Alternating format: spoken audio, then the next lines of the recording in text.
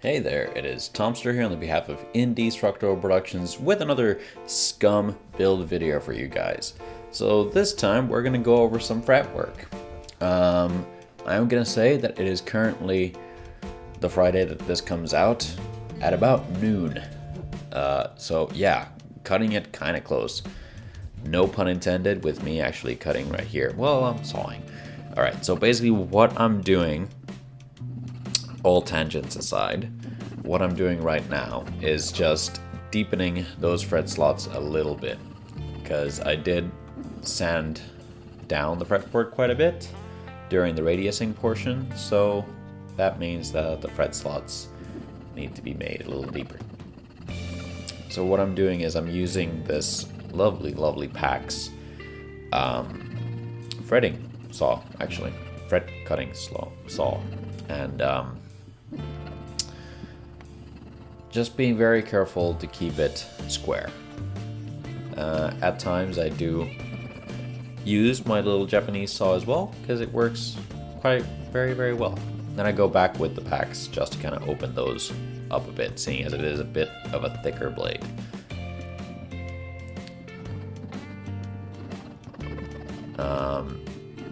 Yeah, just the main thing is to keep it as square as possible and making sure that you cut the fret slots at an even depth.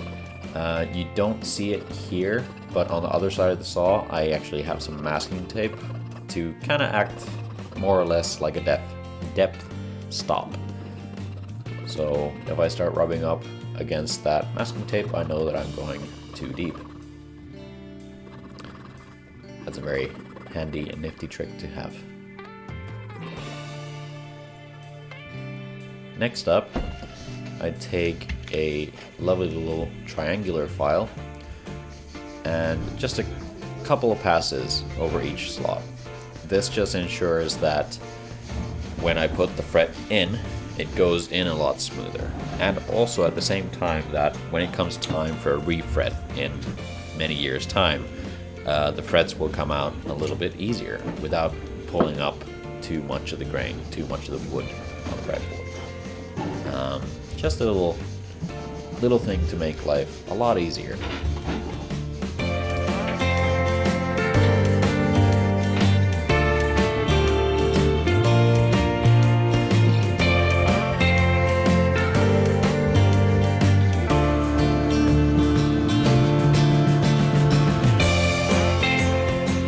So next up is actually cutting up all the fret wire.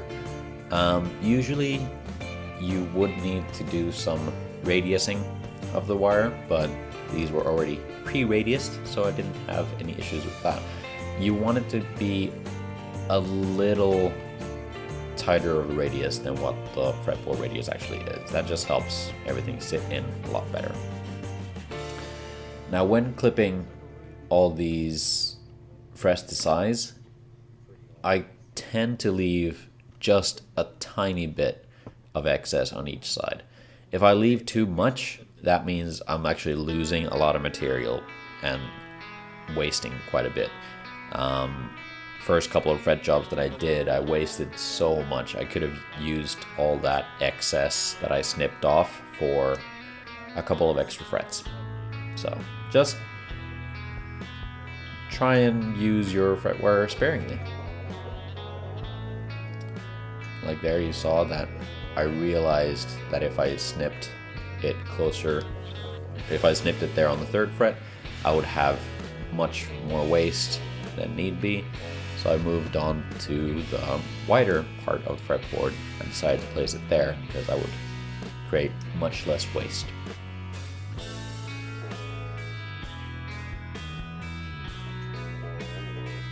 And I'm using these lovely Napex cutters because they cut flush to the fretboard. I don't need to cut them flush right now, but they're just really good clippers, or nippers as Sam liked to call them. What do you call them? Nipex nippers. That's what he said.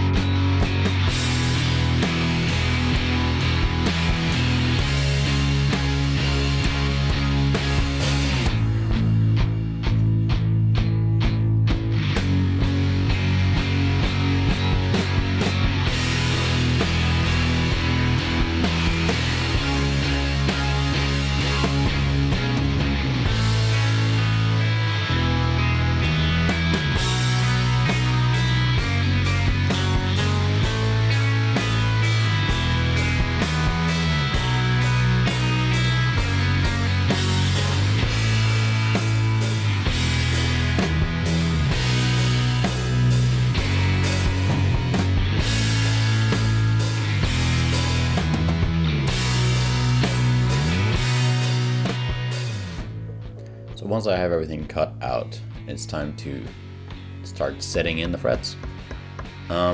What you want to do is tap in the ends, and if you're gonna hammer in all the frets, then just kind of smooth it out from the middle toward the ends. That actually helps the tangs set into the wood a lot better. But because I will be using a fret press after this, I'm just tapping in the ends first and then pressing the frets in later on.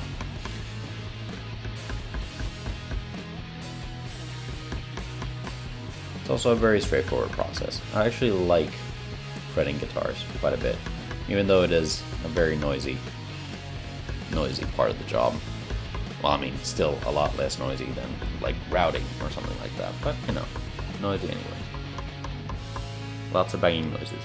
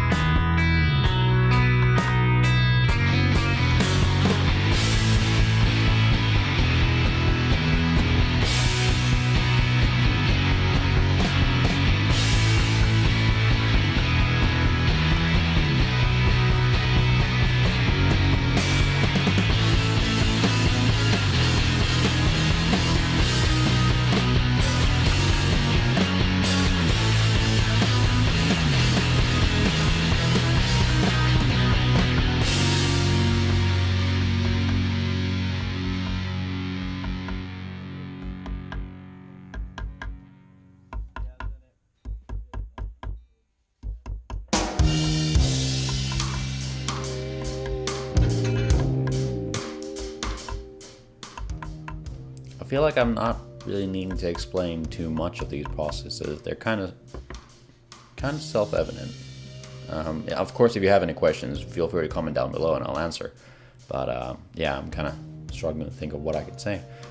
Then this was probably the first time that I used a fret press before. It was just Tom's suggestion to kind of try it out because he was getting annoyed with the sound.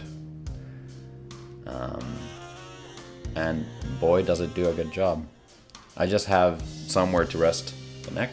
The main issue was the fact that, once again, I'm not working on just a neck. I'm working on the entire guitar.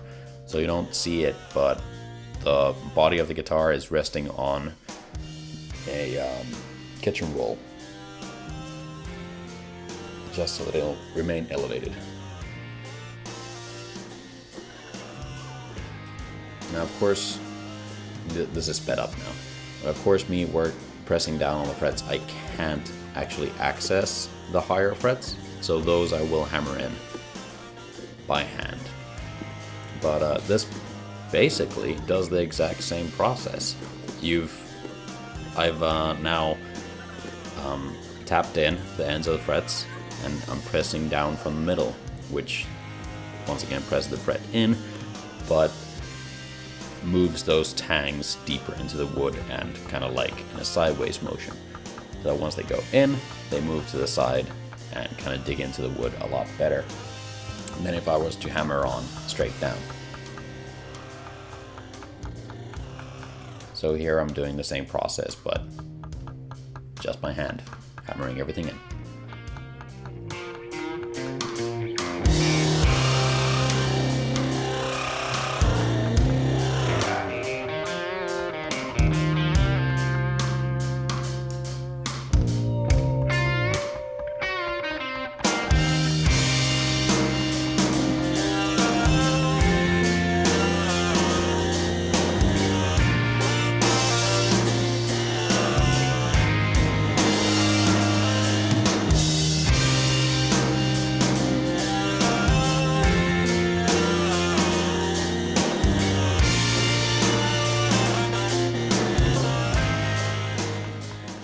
And then once all the frets are in, of course it's time to get rid of all that excess. Now this is where the Napex cutters really shine, because they cut completely flush to the fretboard, which is really nice.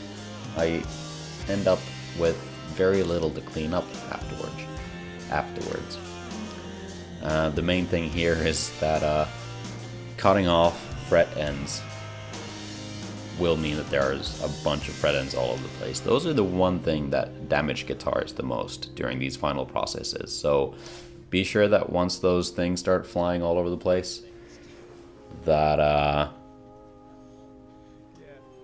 you actually pick them up, because you will damage the guitar quite a bit, and cleaning all that stuff up is just a royal pain, to say the least.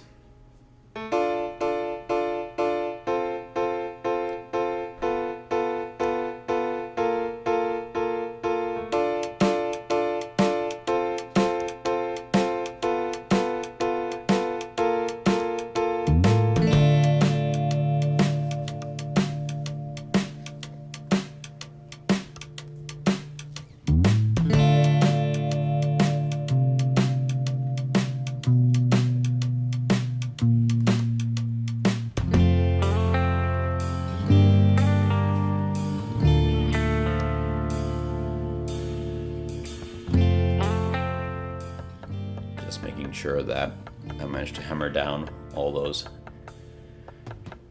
little nasty frets that are popping up a little bit.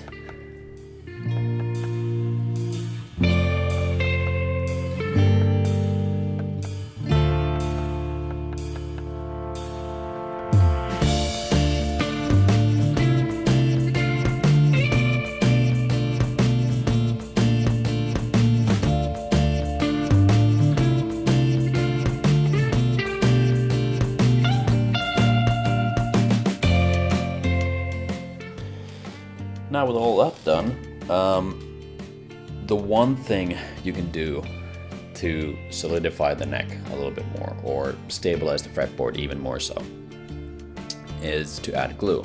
Now you see I didn't use any glue while actually hammering in the frets, which is what I used to do, but it just ended up being a big hassle.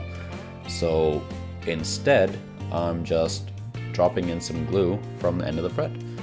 This also means that I don't have a gap in between the end of the fret and the fretboard, which is kind of, doesn't look nice. But more so, it just fills in everything underneath the fret, which kind of helps stabilize everything. It doesn't mean that you have these empty pockets of air underneath your fretboard or in your fretboard. Doesn't make a big difference, but it somehow just seems logical to me to kind of fill that space up.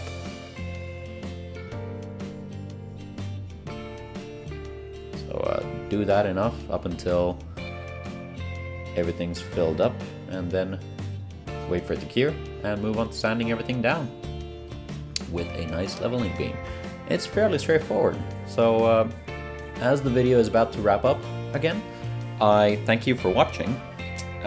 Hope that I will see you watching this next week. That sounded a lot creepier than I intended it to be. What I mean to say is, I hope you'll be back next week to watch a new video. Hit that like button, comment down below, subscribe to see more, and I don't know why it's so hard for me to speak today, but yeah, there you have it. Alright guys, see you next week. Bye bye.